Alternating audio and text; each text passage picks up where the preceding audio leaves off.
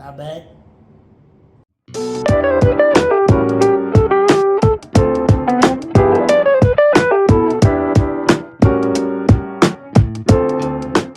What's going on, and welcome back to the channel. This is your boy Thomas over here at 2020 Garage, and today I just want to be talking about capabilities, what I can do in the garage, my space, and also some requirements that I'm going to be looking for in the future. So if you've been hanging out, you know that we call it 20 by 20 garage due to the fact that it's 20 feet by 20 feet. I roughly have about 9-foot ceilings, but we'll get into that a little bit later on why I may be limited with some things, but we're going to try to do as much maintenance as we can with the space that we have. So right here, I mean, if you caught my last video, you can see I got my axle over here for the Mustang build. This is just my basic workbench. Right now it's just cluttered with a whole bunch of parts. Most of these parts we're going to start to dissipate once we start putting them in onto that Coyote Gen 2 build. Right now we're just waiting for some valve keepers, the valve retainers, as well as my pulse ring to get in. And once I get those, I'm going to go ahead and start the build. Next week we're going to be pushing out our rotating assembly, which is kind of mixed in here and a little bit over there, and then we're going to have that balanced over at McBride's Auto. So we're going to push over right here, and as you can see, I mean, this looks like a cluster. Yeah, it could be cluttered because I got my tool kits, but remember, I'm working with limited space. So I have my basic toolkit here. I'm also running a Mako mini roll-off that I acquired. The block is under here. I know you're probably wondering, well, why is he showcasing, a server? But trust me, I have a lot of data on my server racks, stuff from All Data and things like that I keep, and I can actually monitor and go back and pull up data off of my screen over here. So it's going to help me in the long run. So I have my Harbor Freight 1 ton. I was going to get the 2 ton. They unfortunately didn't have it at the time, so I just settled for what they had. I think we should be able to do most repairs with this. I don't think we're going to run into a problem. Just your standard Harbor Freight's Pittsburgh Creeper. Nothing spectacular.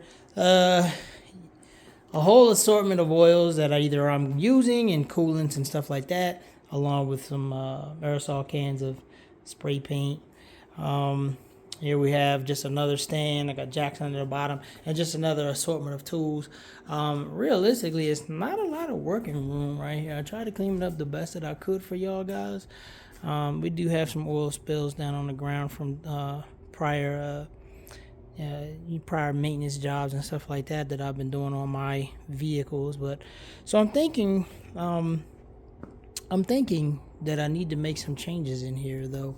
And so what are the changes that we're talking about? Well, for one, I'd like to get a floor. I'd like to get a floor down in the garage. And I know that some people have done like the tiles, the floor tiles. So I think that could be something because it's, you can actually clean it up real easy and it shouldn't be a problem. But then I was also thinking about painting it, like a gunmetal gray, and adding some safety stripes and stuff like that. Just, spills can be easily identified and cleanup will be pretty, expedient. But I think maybe the tile option may be what we're gonna go with. So drop it down in the comments what you think will probably suit better down, as far as my flooring and stuff like that. I also want to try to get a lift. Yes, I know I said I have 9-foot ceilings. I've seen garages with 8-foot ceilings, 10-foot ceilings put a lift in, due to the fact that where I want to put the lift on both sides, if you look right above where I'm standing, you'll see that the ceiling is kind of dropped down, and there's pretty much my vents on both sides, right here and right where I'm working on the Mustang at. And it's dropped down roughly about I'd say about a good 3.5 inches. That may pose a problem, but not the biggest problem. The biggest problem is the garage door, because it protrudes into the garage area, roughly hangs down about 2.5 feet, from the ceiling. And if I'm working with the length of the cars pretty much goes from the nose of the vehicle all the way to the rear end, pushing up against into that Matco. Lifting it is not going to be easy. So I figured a scissor lift would help because a 2-post jack would just extend too far out. A 4-post jack is definitely a no-no.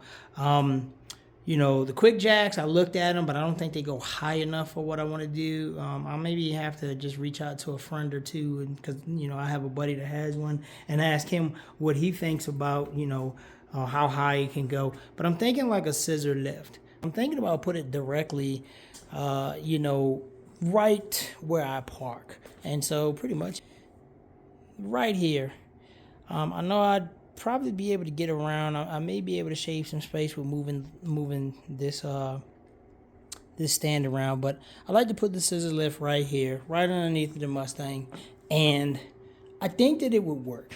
I really think it would work if I was going to do the engine pull, even if I was to raise it up or just drop the K member and stuff like that. I think that I'd be able to get the vehicle up high enough, especially with, you know, the hood of the car being immediately right here. I think that I'd be able to clear that just barely, where the windshield just kind of goes back just high enough so I could drop the engine out and make it a lot easier.